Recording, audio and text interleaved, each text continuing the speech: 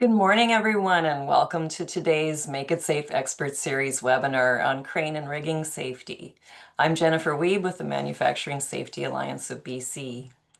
As we get started this morning, you can adjust your audio settings by clicking on the microphone icon at the bottom of your screen and then clicking the up arrow. If you have any questions at any point during the webinar today, please use the Q&A icon at the bottom of your screen to ask them. And you can use the chat as well to discuss with other attendees and to let us know where you're joining from today. I'm joining you today from sunny Chilliwack on the traditional and unceded territories of the Stolo Coast Salish peoples. If you are new to our webinars, the Manufacturing Safety Alliance is the not-for-profit health and safety association for BC manufacturers and food processors. You can call on our team anytime for advice and training or for help on the path to core certification, or OC, the Occupational Safety Standard of Excellence for Manufacturing. With the deadlines coming up, our training team wanted to remind everyone as well that you can save 20% today and tomorrow on private classes that you book for training on site at your facility or virtually through October, and that there's still time to enroll your folks in e-learning courses at Summer Savings as well. My colleague Jean will share a link in the chat with details on that. Today's webinar is sponsored and co-presented by WorkSafeBC. So let's get started and get into it. The regulations for overhead crane and rigging safety are evolving, and as a result, we know that some employers may be out of compliance without even realizing it. So our intent today is to clarify what those regulatory requirements are and help you find the resources and help you may need to stay compliant and keep your people safe. Joining me in the first part of the conversation today, we have Len Tarling, a WorkSafeBC Occupational Safety Officer who specializes in crane safety, and Sasan Tavili, a Senior Safety Advisor at the Alliance. And joining later on today, Trenton Grover from BC Crane Safety will also be coming online to help answer your questions. So let's get started. Really want to welcome Len. Len, please join us and go ahead and share your screen to get us started. All right, thank you. Perfect. You're gonna full of yours.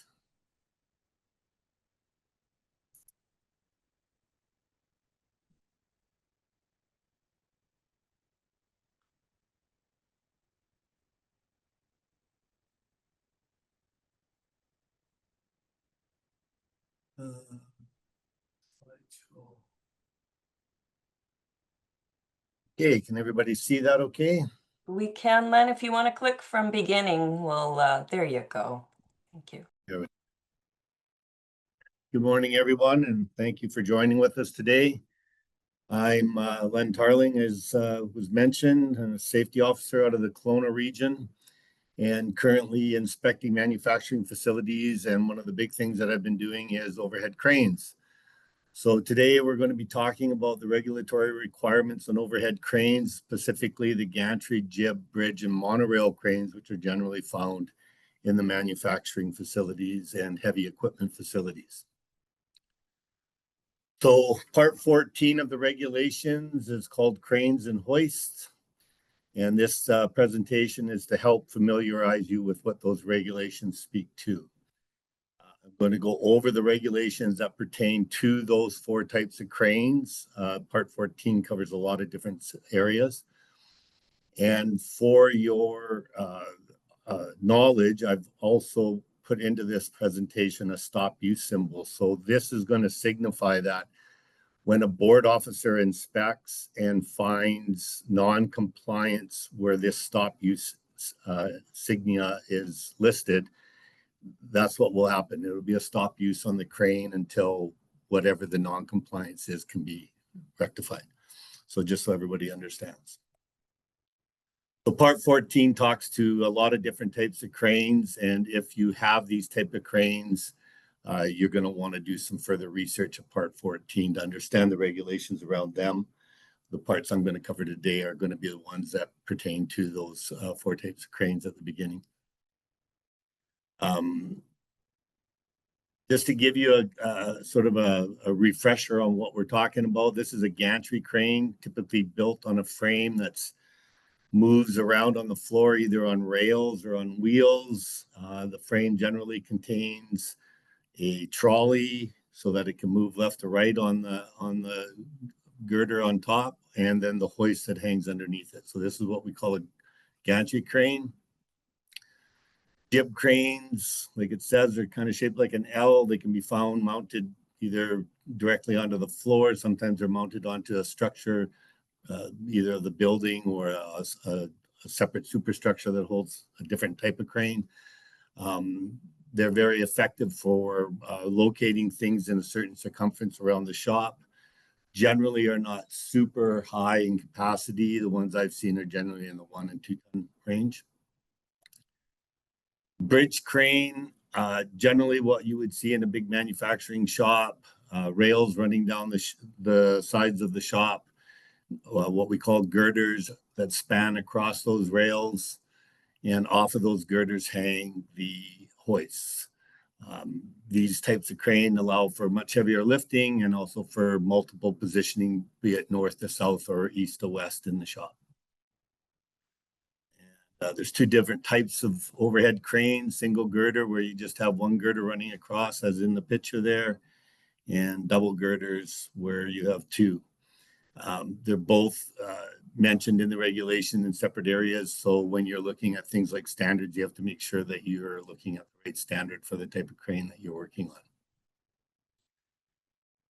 There's reference in the regulations to overhead traveling cranes. So a traveling crane is one where there's our electric motors that drive the girders.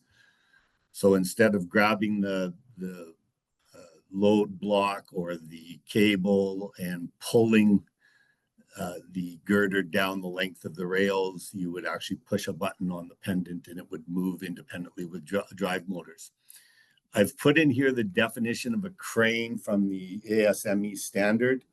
And the reason I put it in here is that there's a lot of confusion that I find when I'm inspecting on the term of crane and hoist.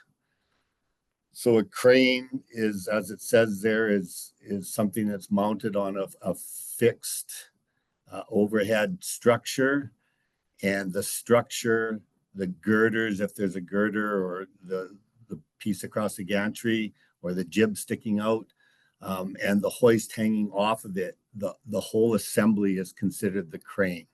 When you're talking about a hoist, you're talking about a separate hoisting mechanism that's bought separately. Monorail cranes are basically run on one rail, usually a type of wide flange beam. They're good because they can be, as shown in this picture, they can be formed into curves. So you can see them a lot of times in big manufacturing plants where there's a manufacturing line where things move down the line. See them like in automotive, that type of application. So those are the 4 types of cranes. And we'll jump right into the regulations. So under the regulations 14.2, this is the start of our regulations. I'm not going to read it. You can see where I've underlined it there. Basically, anything you do with a crane has to meet the requirements in sections 2 to 15. What is required is basically what the crane manufacturer has decided is the right way to do it, or a professional engineer. Most people that I run into are buying the crane from a crane manufacturer. So that manufacturer will have an engineer working for them, and they will design that crane and how it's put together, how it's constructed, everything about it. When we come in, we're looking for documentation from the manufacturer or the professional engineer. So one of the things that I see a lot of in industry is that some people have no documentation. So that's one of the first things you want to find out is, what do we have on our cranes here to show what we need to be doing, and does it meet the intent of some of these regulations, which we'll run across here. So next. 14.2 sub 2 says that a bridge, jib, monorail, or overhead must meet the electrical components and functions of the CSA standard for the electrical code. What this is referring to is the drive motors on an overhead traveling crane, not the electrical specifications of the hoist. Generally, the hoist is what we call a plug and play unit. You buy it. An example would be a Keto hoist or a stall hoist. You buy it from the stall or from Keto. It comes pre-assembled with a hook to hang it off the trolley, the lines on it, the load block, the pendant. You put it up and you use it. That has already been designed to a standard to be sold in Canada. We're talking about when you manufacture the crane and you build the structure that's driven with drive motors across the girders. That girder drive motor has to have documentation showing that it meets those standards. One of the things that you need to keep in mind is that as board officers, our job is to ensure compliance, meaning we need to be able to determine whether, in this case, the drive motors in that design are actually meeting a standard. So one of the things that I have suggested to crane manufacturers in the past is that somewhere on their design engineering that they state the standard that they're either referencing or following. Because if they don't, as my job as an officer now is to ensure that it meets that standard. Now I got to start asking questions, and the employer is going to have to start phoning the crane manufacturer and getting some sort of verification that those standards are met. So it's a good thing to check your documentation to see if they actually state design standards that they're meeting. The design standard is basically how the crane is built. So with any type of engineering design, an engineer is involved in figuring out if we're going to build a 10-ton overhead crane, what kind of material do we have to use? How is it put together? What sort of tolerance does it have to meet? And if they're building one that meets a standard, then that standard has to be spoken to.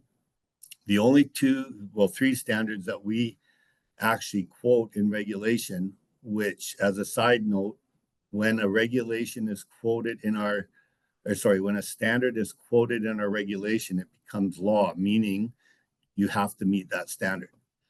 So under 14.2, we state three standards. The first one's not very common. Patented track underhung cranes are the type of cranes that are designed by a manufacturer where they supply the trolley, the rails, the girders, like they build the whole thing. I haven't run across one of those.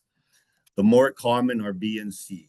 The difference, one is a multiple girder electric overhead traveling crane, so only cranes where they're electrically driven on the girders. And C, the single girder. So just one girder, but again, electrically driven. So if you have that type of crane, then your design engineering, which generally is a shop drawing that shows what exactly has been done to build that crane. One way of looking at it is if I take the design drawing and I look at it, and I look at the crane, is what's on the paper look like what's hanging in the air? So it has to cover the complete structure. People that are doing design engineering in BC have to meet the requirements of the EGBC. And under the EGBC, they refer to that as a shop drawing. And that shop drawing is very specific in the information that it has to have. So if it's being done by an engineer, then that engineer should know that. They should know what has to be on that drawing, and your drawing should reflect what is required. Just for clarification, they talk about overhung and underhung. So there's a couple of pictures here of what we're talking about. On overhung, basically the hoist is mounted above the girders or above the support beam, and underhung, it's underneath. This is the one that in inspections I find is very confusing to people. So design standards speak to cranes As I said before, the only two design standards are single and multiple girder overhead. If you have any other type of crane, so you could have a single girder manual overhead crane, meaning you grab the load block, generally they're light, 1 or 2 tons. You grab the load block, you pull on it, and it moves down the track. That's not an electric overhead. That's a manual overhead. That doesn't meet one of the standards we just talked about. A jib crane doesn't meet any specified standards. Monorail crane doesn't meet any specified standards. A gantry doesn't. Now they have to meet good engineering practice. Good engineering practice goes back to what I mentioned about the EGBC and their shop drawing. They need to state on that drawing exactly how that assembly, that crane has been built, and the components that are used and the capacities of those components. It all has to be spelled out on that shop drawing. As officers, we generally are not going to stand there and pick that apart. We have an engineering department that we would send those documents off to, but we have an understanding of what's supposed to be on those documents. And if we don't see it on there, we're going to send it off to engineering, and they're going to be very specific in telling us what has to meet compliance. So basically what I tell employers when I meet them and I'm looking at their information is, as I said before, does this drawing reflect what I'm looking at? And if it doesn't, that's a sign that we may have an issue and we have to dig a little bit deeper. I have seen drawings in the past that only show one part of the crane. They only show the girder, or they only show the frame. They don't show the hoist. And part of the problem there is it depends on what the engineer has been asked to supply. So if you're got a crane that you've come into and not been a part of getting in the first place, you might want to check your documentation to see what you have. Because if somebody goes to an engineer and requests them to build them a gantry frame that I can hang a crane off of, and the drawing only shows the gantry frame and does not speak to the rating of the hoist to hang off of it and the weight of that hoist so that it meets the capacity of that frame, then that's not a full drawing of the crane assembly. And that may not be the fault of the person asked to make that drawing. They might have been just asked to do the drawing on the gantry frame. So it's a good idea to check your documentation and see if what you've got reflects what's actually being used in your shop and speaks to the standards that it follows. So in good engineering practice, you would want to reference a standard that you're following. So I've given an example here. You have an overhead single girder crane that's underhung trolley, but it's manual. They're going to reference the same standard. There's other references they can use, but just as an example, they may reference that CMA standard that speaks to an electric single girder crane. And what that means is they're talking about what are the design parameters of that crane. So one of the big ones would be rail deflection. Okay, when those cranes are loaded to capacity, there's going to be deflection in the rails, and the standard's going to say that if that deflection is within a certain range, it passes. If it's outside that range, it fails. So you would be referencing that standard to say, I follow these design standards, meaning that deflection, and that's how I built the crane. Something that the engineers should understand, but for the employers on the webinar today, I want you to understand that that's when we talk about good engineering practice and we get a document, there has to be some sort of reference to what sort of standard have we followed for the design requirements of that crane. And that's the reason behind that. Safety standard is probably one of the biggest non-compliant issues that I run across. So in our regulations, the safety standard, which basically speaks to maintenance and inspection of cranes. And our regulation requires you to meet one of these 5. As you can see at the end of D, I've highlighted the word or, meaning that the employer needs to pick one of those standards to follow.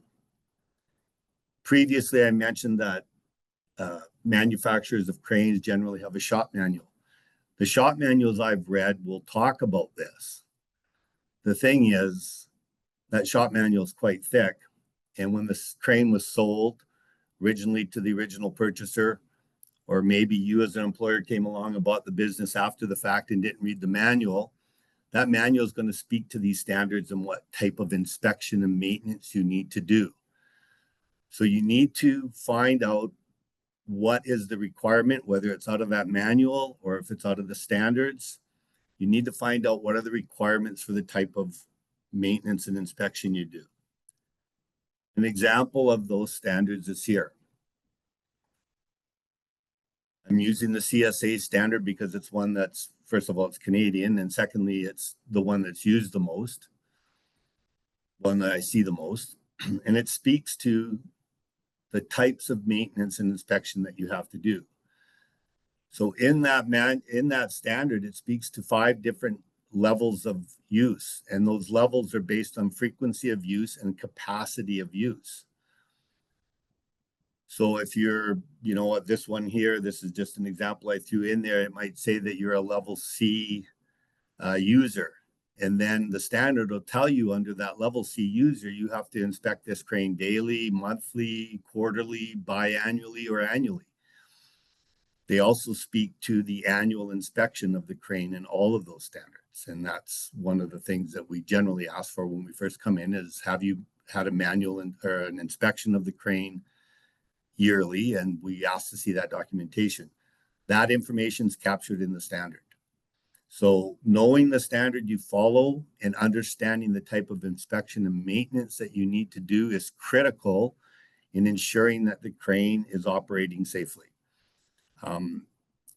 Another thing that I run across a lot is in the yearly inspection that employers get done on their cranes, the person that comes in and does that inspections will give them a document. Generally, the ones I've seen are marked with a green, yellow, and red flag. Green meaning it's whatever component's being checked is okay. Yellow meaning it needs observation and you need to be aware of it. And red meaning it needs to be fixed right away. Now, red, generally, if they're doing their job properly, they won't be allowing you to use the crane until they actually fix the ones in red. The ones in yellow are the ones of concern. If you get a document from a yearly testing that shows components that are wearing and need to be observed and make sure that you keep your eye on them, you must make sure that that information gets to the operator of the crane, because there's a requirement by regulation to inspect your crane daily as an operator. That inspection is strictly to make sure that it goes up, down, left, right, stops, does what it's supposed to do. If there's something in your annual inspection that says you need to keep your eye on the cable or you need to keep your eye on the pulley, and that operator doesn't understand that, he's not going to go check that daily to make sure that it's not wearing further, and he's not going to raise a flag when he sees that there's further wear. So making sure that the yearly inspectional requirements of the crane are passed on to the operator and they understand what needs to be monitored is critical in ensuring that the operator does a proper pre-inspection. The other thing that you need to understand is that those standards will talk about certain things that have to be done with cranes. But if there's a discrepancy or a difference between what the standard is asking and what our regulations are stating, our regulations take precedent. And there's an example of that a little further along that I'll bring to your attention when we get to it. But just be aware that when you're following the standard, it may say that you need to inspect this a certain time, this one component at a certain time, and then you'll go look in our regulation and find there's an actual regulation that says that component needs to be checked all the time or whatever the difference is. If there's a difference between those two requirements, our regulation is the one you follow. 14.3 talks about identification. And the crane must have a legible display of the name, model, and serial number on the structure. Generally, that structure is the bridge or the girders going across. It can be marked sometimes on the superstructure itself, but generally in this picture, you see it on the front of on the front of that. And that should have the name, model, and serial number on it somewhere. It's not always easy to see if it's a large crane that's 20 feet in the air. You may not be able to get up to see it, but there needs to be some sort of reference that matches that crane model serial number to the documentation that you have on it. The capacity of that crane, if it's on a girder, overhead crane, the capacity needs to be marked on the superstructure, which again, as I said, could be the girder or it could be the upright columns holding the rails. It needs to be marked on the hoist, and it needs to be marked on the load block. Those are basic things that we look at when we walk in to look at a crane. Is the markings on the crane, on the girder, and on the side of the hoist, and on the load block all matching? If it's a monorail, it's on the hoist, the load block, and on the beam, the single monorail beam at intervals of 33 feet. One of the bigger issues that we run across is that generally the plug and play hoist assemblies that you buy from a manufacturer tend to be built to European standards or to metric standards. So they're listed in tone. And if you're having an engineer design a crane in BC, a lot of times they'll use ton. There is a difference between the two. And if you're talking a 5 or 10 ton crane, you can be talking 1,000 to 2,000 pounds difference. So a lot of times when we go to do inspections, the girders will be marked ton, the hoist will be marked tone, and the load block will be marked tone. And then the question comes up, is the structure designed to support 5 tone or 5 ton? So making sure that those match to the engineering design and to the capacities of the equipment is critical, because those are some of the first things that we see when we walk in and look at a crane. I'll see ton on the girder and I'll see tone on the hoist, and right away it's like, okay, now we got to start digging and looking a little closer. What is this crane actually designed to do? The support structure is generally the frame that's built to support the rails, bridge, and hoist. And the rated capacity of that structure has to be marked. And if it's not, or there's any discrepancy, it can end in a stop use. The other thing to understand is that a lot of times it's not as common to see 2 hoists on one girder, but it can be very common to see 2 single girders on one set of rails. So you have a long shop, set of rails running down either side of the shop, and you got 2 single girders, both holding let's say a 5-ton crane, working independently of each other.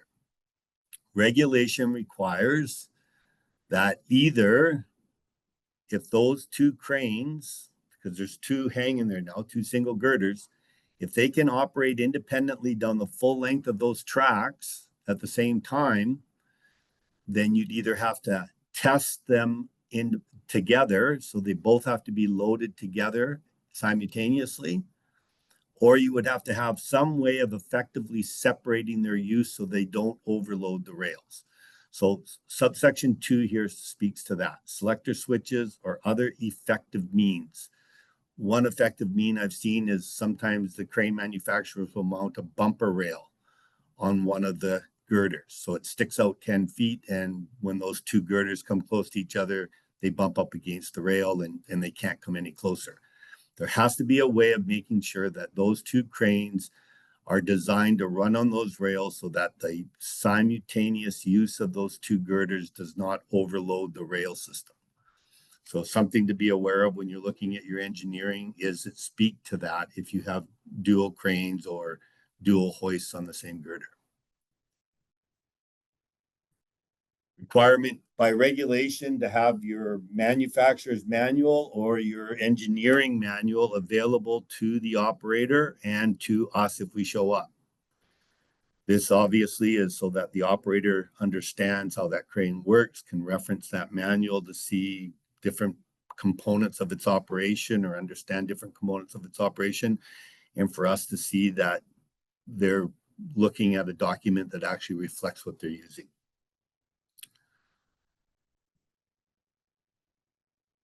So the crane and the hoist must be inspected, maintained at frequency to the extent required to ensure that every component is capable of carrying out its original design function. So to do that, you need to understand what standard you're following. You need to pick that standard that we talked about earlier, 14.2 sub 4. Look at the manufacturer's manual.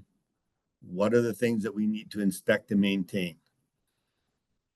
And then records of that inspection and maintenance must be kept for any crane or hoist with a capacity of 2,000 pounds or more. So on the smaller jibs, it's not as important, but when you're getting into the overhead and the gantry cranes, you can get into some heavy capacities and you have to keep records of that inspection and maintenance for both the inspecting company or vendor that's coming to do the work and can look back on, or for regulatory bodies such as ourselves to see.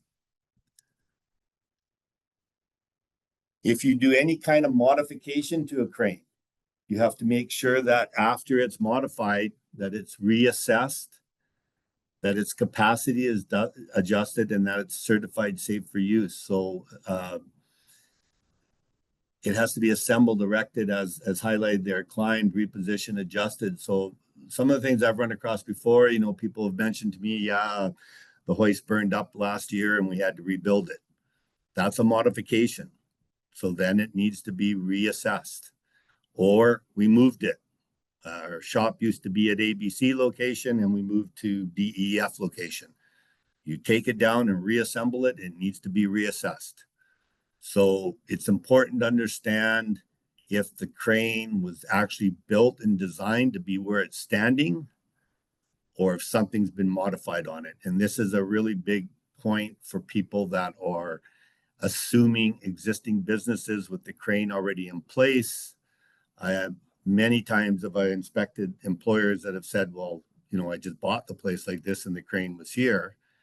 And then I'm going, well, you don't have the right documentation, and they're living with the result of that. So if that's you, if you've bought an existing company and the crane was just there and you've not seen any of the stuff we're talking about, I strongly suggest that you look into the documentation on the crane and make sure that it meets the intent of what you have in your shop being used. And you have to recertify it if any of these things change. So recertifying, just making sure that an engineer comes in and says that whatever you've done has been done right and that this crane is safe to use. Misadventure, there's a different terminology of misadventure. So a shock load, if you're lifting something and it's supported and suddenly the support collapses and the weight drops and does a shock load against that cable, you have to shut the crane down and get it reassessed. You lose the load, brakes fail, there's an upset. So any kind of unsafe operation around the crane, if it happens, duly diligent employer will make sure that they check why that happened and check their crane to make sure that it's still safe for use. Those type of misadventures can create the beginning of a catastrophic type of a failure that could end in bad results. So make sure that you understand misadventure and when to double check your operation. So a lot of times, as I mentioned earlier, we'll be talking with an employer and they'll say, yeah, I moved the crane, or there was a fire or something happened. Well, if we don't have documentation to show that all those things we just spoke about have been done, then it's stop use until you can show me that what you've done is safe again for use. Some of these other regulations I've just thrown in here, these are the type of things that the person coming to do a yearly inspection would check.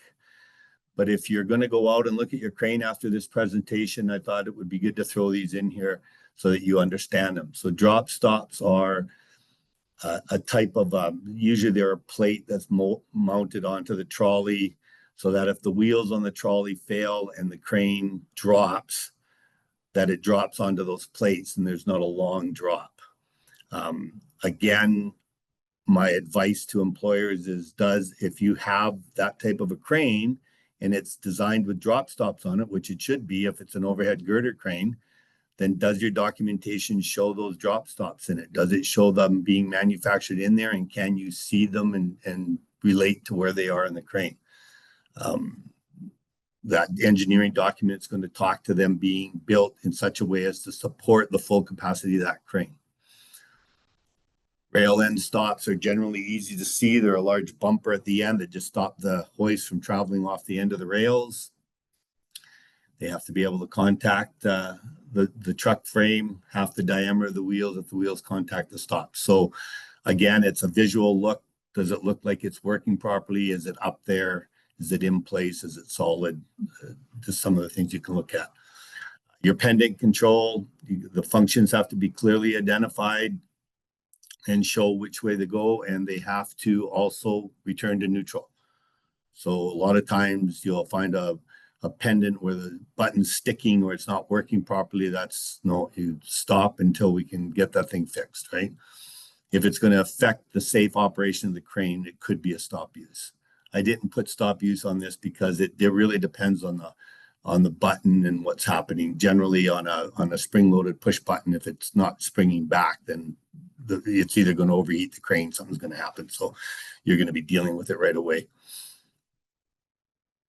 Another misconception out there is with overhead cranes, the requirement is that the operator is qualified. The highlighted part of this presentation, qualified means, comes right out of the definitions under Part 14, being knowledgeable of the work, the hazards involved, and the means to control the hazards by reasons of education, training, experience, or a combination thereof. Officers of the board have discretion to determine whether or not the person that's operating the crane is qualified. Myself, one of the first questions I'm going to ask is, do you have the operator's manual available, which it should be by regulation, and has the operator read that manual? If the answer to that question is no, I'm going down a much different path, because that manufacturer's manual is going to tell that operator exactly how to use that crane safely. And if he hasn't read it, that's a cause for concern. If they say, a lot of times I'll be told, well, our guy got trained by, our other guy, he's worked for us for 20 years. As in anything with training, the question comes up, what did the person doing the training train them on? Was it the right way? Was it their way? Was it the way I've done it for 20 years? So again, did you read the manual? Do you understand how to use it? You can have courses by outside vendors on training of overhead cranes.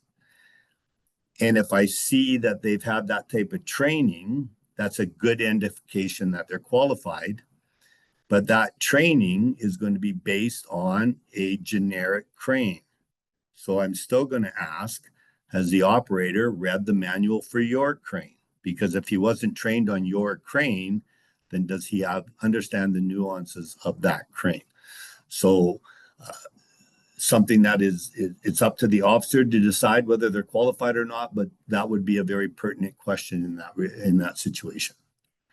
14.35, I mentioned before, this is the pre-use. So the operator must make sure that they do the pre-use inspection, make sure that all the controls are functioning properly. And by regulation, that needs to be documented. Now, I won't get into, that's a different regulation that states under Part 4 that states if there's a requirement in regulation for inspection and maintenance to be done, then that must be documented. So generally, when we inspect a workplace, we're going to talk to the operator. Where did you learn to operate the crane? Have you read the manual?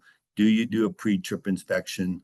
Let me see your pre-trip, your pre-use inspection. Let me see your book. And then I'm going to look in the book to see if he's actually done it. A lot of times that book's going to have very simple explanations in it. Go up, go down, brake, go left, go right, and there's a check mark. So that just shows that he checked the crane that morning before using it and all those functions work properly. A lot of times I'll look in one of those books and I'll see that one operator checked off 5 out of 6, and then the next operator over the next week checked out at 6 out of 6. So the obvious question is going to be, well, why did why did the operator at the beginning of the week not check off that it went left? And then if the answer is, well, there was a problem with the crane, we had to get it fixed. Okay, that should be captured in the documentation then, that there was repairs done to it. So making sure that the book covers what you actually do and that the operator actually does the controls. Because one of the things I tell operators all the time is that pre-use inspection is your due diligence as the operator of that crane, that you actually tested it out before you use it. If you're the person operating that crane on a day-to-day basis and you get into the habit of just coming in, picking up the book, going check, check, check, check, check, and start working, and something happened the day before that creates a problem the next day and you didn't actually check it first and you have an incident, that's the first thing we're going to see is, did you actually do the check and was it actually working? And if inspection shows that there was a fault in that machine that can be shown to be prior to that day, there could be a problem. So it's imperative, as is anything with operator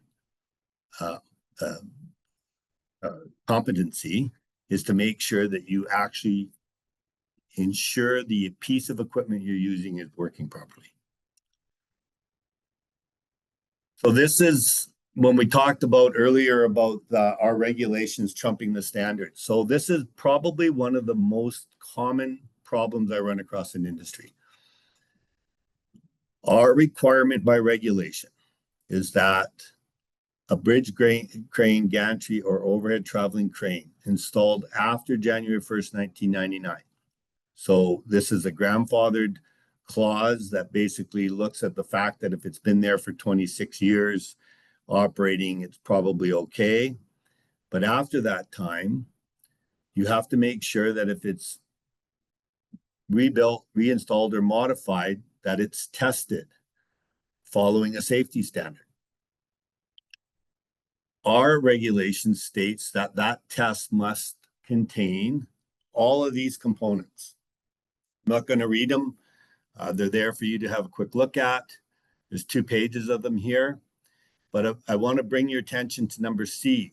All crane motions, holding brakes, and travel brakes must be tested to prove the crane's ability to safely handle a load of 125% of the rating.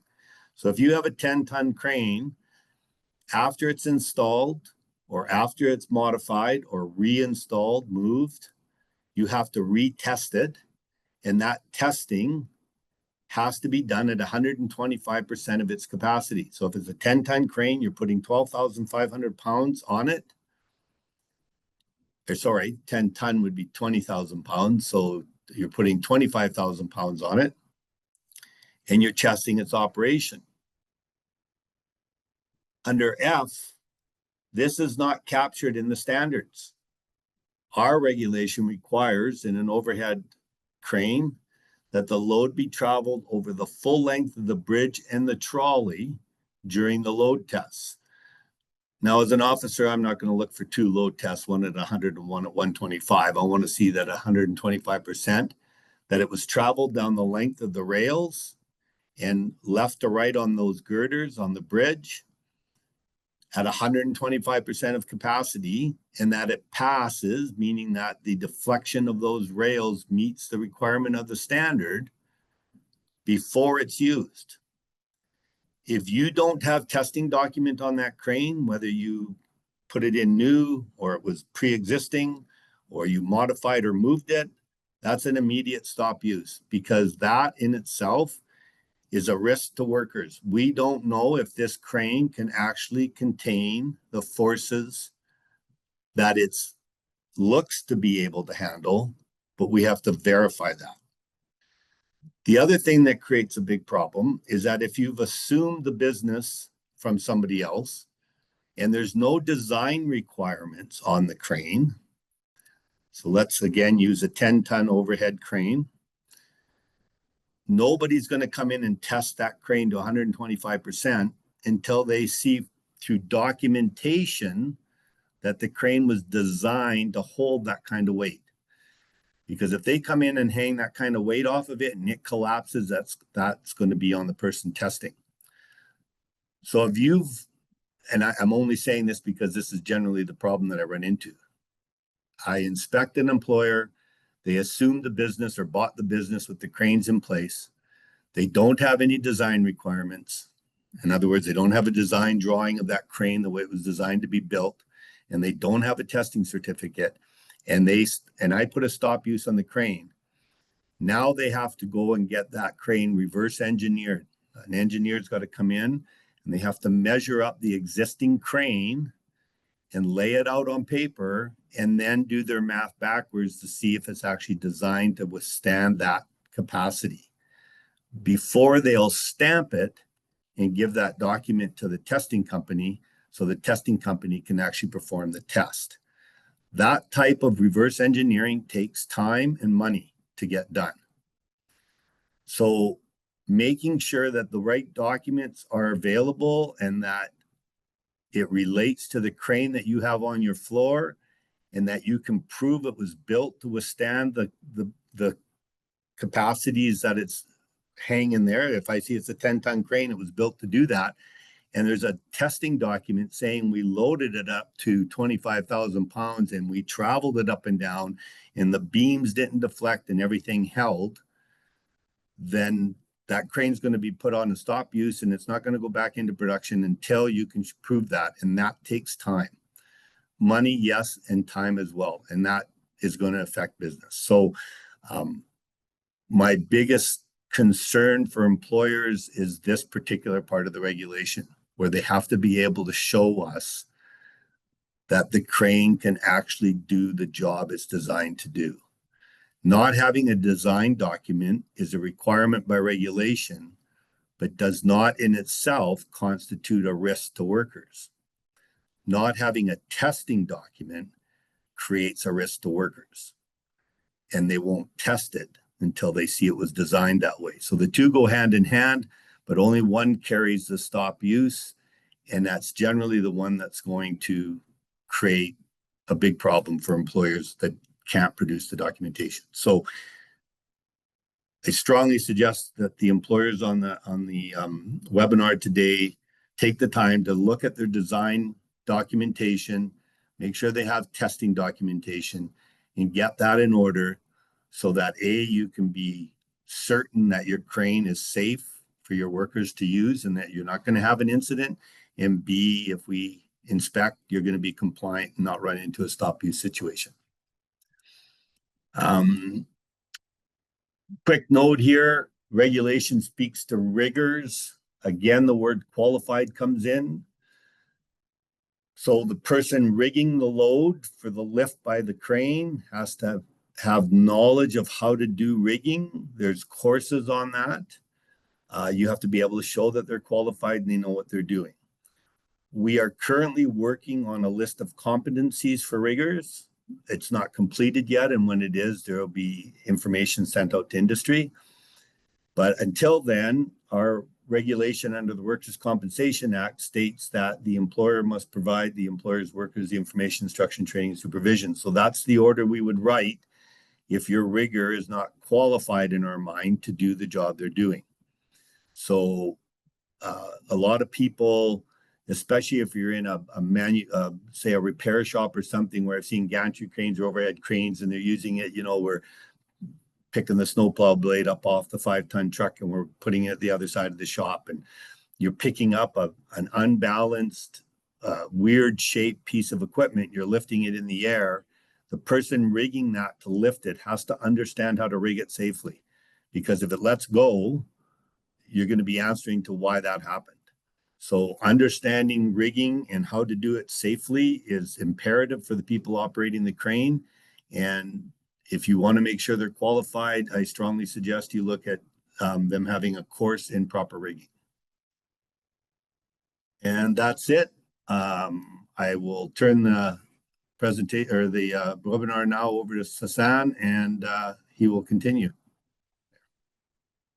Perfect. Thank you very much, Lynn. This was great, as always. Very good and practical information about the regulation, what is required. I always learn a lot during this myself. Thanks again. Okay, you're welcome. Yeah, let me share my presentations to our participants here.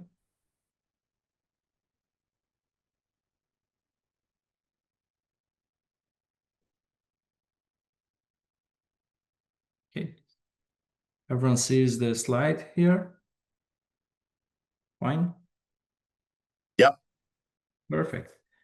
Okay, I'm going to talk about how Manufacturing Safety Alliance of BC can help our clients to make sure that they are in compliance with the regulation here. And for doing this, we call this a specialized services. We do this for different parts of your health and safety programs. We call these different sections of your safety program elements. We do the same thing here, or specifically when it comes to the cranes and rigging. We can assist our clients with reviewing their current safety program for crane safety and rigging safety, if you have one. If you don't have one, we can work with you and create one program to ensure that you are consistent about what you are doing with this massive structure and tool in your workplace. We can also connect you with our partners, including BC Crane Safety and Crane Masters or other training facility or certifying associations for your cranes.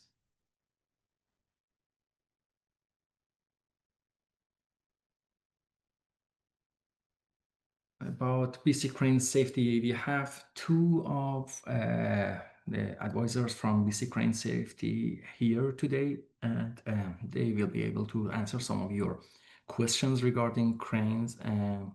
They generally started working from 2005 to create a certification program in British Columbia.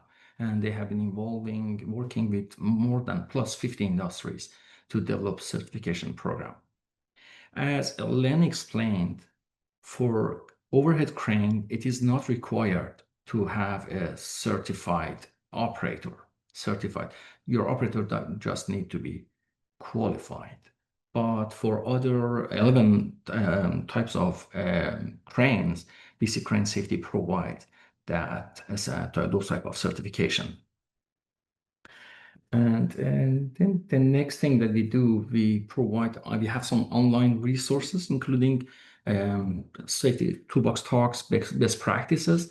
And at the end of this presentation, Jane is going to share these links with our participants here. And one of the resources that we have that we offer this through our consultation and advisory sessions with our clients is providing the templates for your crane safety program. That's a big part of your safety. It should be a good part of your safety program. And the reason for that is then thinking about how to be consistent about how you keep your crane safe. You need to consider all those things from the design, structure, documentation of the design, for the parts, for the whole structure all together, and then which standard you are going to follow for inspection, pre-inspection, annual inspection, quarterly inspection, what based on the manufacturer documentation and based on the standards that you are following. And then at the end, the qualified inspectors, qualified operators that you need to have. Also those qualified riggers that you need to have. All of these and their responsibility, different responsibilities for different levels of workers in your company, they are addressed in these safety program elements documentation. All our partners, we have Crane Masters, which is one of the associate members of Manufacturing Safety Alliance of BC, and they help our clients with rigging and training courses, and also overhead crane training. And BC Crane Safety, as I said, they have and they are going to share some documents here with the group here at the end about the safety toolbox talks and also safer practices when it comes to crane safety. And here is our contact information if you need any assistance or any consultation services from us. Be in touch and we will be glad to support you on that. I pass this to Jennifer. Thank you. Thank you so much, Sasan and Len. Really terrific information and so much information. I can see we're quickly coming up on the hour, and we have far more questions than we're going to be able to get to today. So, in follow-up, we are going to either or both collect the answers to those questions and provide them to you by email, or schedule a follow-up Q&A. But right now I'm going to invite Len and Sasan and Trent and Grover from BC Crane Safety to come back on screen, and we'll take as many of these questions as we can get through quickly today. And as I say, we'll follow up with all of you on the best way to address the remaining questions afterwards by email. So yeah, let's start with the first question from the audience was whether a crane manual has to be physically available at the crane. Len, can you? It has to be within the access of the crane operator. So I don't know what he means by physically, but I don't expect it to be hanging off the frame of the crane, but it needs to be somewhere where he can access it if he needs to get information on it, right? So a lot of people have a section of catalogs where they keep all their manuals, and it might be in an office, or if the crane operator knows it's there and knows how to find it and look up what he needs to look up, that's what I'm expecting to see. Yeah. Terrific. Can you elaborate or provide an example of what a shock load is? So a shock load is anything that by the term shock creates a shock. So if you're most overhead cranes use cables, some use chain. Anytime that you shock that cable or crane. So in my example, you're lifting something, maybe it's positioned on a support structure of some sort. You rig it, you go to lift it off, and one of the riggings break and it drops. And in the course of that drop, it shocks the cable or shocks the chain with the weight. That's what a shock load is. So you're putting extreme force against the lifting component, whether it's cable or chain, more than the weight of the product, right? So it weighs 1,000 pounds, but you drop it 3 inches, there's more than 1,000 pounds shocking that cable. Now you need to check to make sure it didn't create malfunction in the fibers or crack a weld on one of the links, whatever it may be, right? Terrific. Yeah, and Trent and Sasan, feel free to jump in as well if you have more to add on any of these. But we're as I say, ticking towards 11. So just very quickly, is a yearly inspection required to be conducted by a third party, or can it be performed in-house? So under the standard, it requires the person doing the inspections to be qualified by certain requirements. So the CSA standard, for instance, requires that the person doing maintenance to the crane is qualified with 10,000 hours of knowledge. I actually had an inspection one day where I had to verify that with the person doing the repairs, right? Other ones require them to be qualified. So it's all based on what the standard asks. So when you pick the standard, it'll tell you in there that the maintenance must be done by somebody who is qualified, certified, whatever it may be. I would strongly suggest that you get the right person to do that work, because if they don't do it right and something happens, that comes back on the worker and the employer. Yeah, terrific. Another kind of general question around inspections. Can the employer assign one person to conduct all of the pre-use inspections at the beginning of the shift every day, or does each operator have to perform the inspection themselves? So I answered that one in the chat, and the regulation, a key for all the people on the webinar today is to read the wording of the reg. So the reg says before an operator uses a crane or hoist. And what you need to understand is it's the operator who's responsible for safely using that crane. So if the operator uses a crane and the cable breaks, and his answer is, well, Freddie checked it at 8 o'clock this morning, I didn't come in till 10, I just started using it, then that operator is going to be the one on the hook because he's the one using it and responsible to make sure it works properly. So your operator should do it. It's a very quick check, right? Because pre-use inspection is just making sure all the functions work properly. The operator should do that. Takes a couple of minutes before he starts using the crane, documents it, off they go. Terrific, terrific. We are already at the 11 o'clock mark. So yeah, really appreciate your time and putting this content together for us. Len and Sasan and Trenton, hello. I think we're going to have to bring you back and really do a Q&A on some of the specific questions around qualification and certification, a few more around inspections, some of these other pieces. But in the meantime, we will get some answers back to you individually as quickly as we can. And yeah, really appreciate your time today. We're If I going to can, wrap up. Oh, pardon me, go ahead. I just want to quickly answer. Joshua Mayer here has asked a question. It's a good question about why the operator only has to be qualified and not certified like they are for tower mobile cranes. And of course, with the crane incidents we've had in BC, that's a good question. I can't answer that. The regulations are put in place by industry associations, the industry itself. There's a lot of talk goes on before regulations are put in place. I would think that part of the reason is because unlike tower and mobile cranes, there's a lot of components in those two type of cranes that affect their stability. Whereas in an overhead crane, if it's designed and built the way it's supposed to be built, you're literally pushing a button and lifting something up and traveling it. So you don't have the stability requirements that you would have in a mobile or a tower crane. Would be my guess, not my professional answer, but why it's that way, above my pay grade. Len, I see that Fantastic. there is another question from Ben here in QA.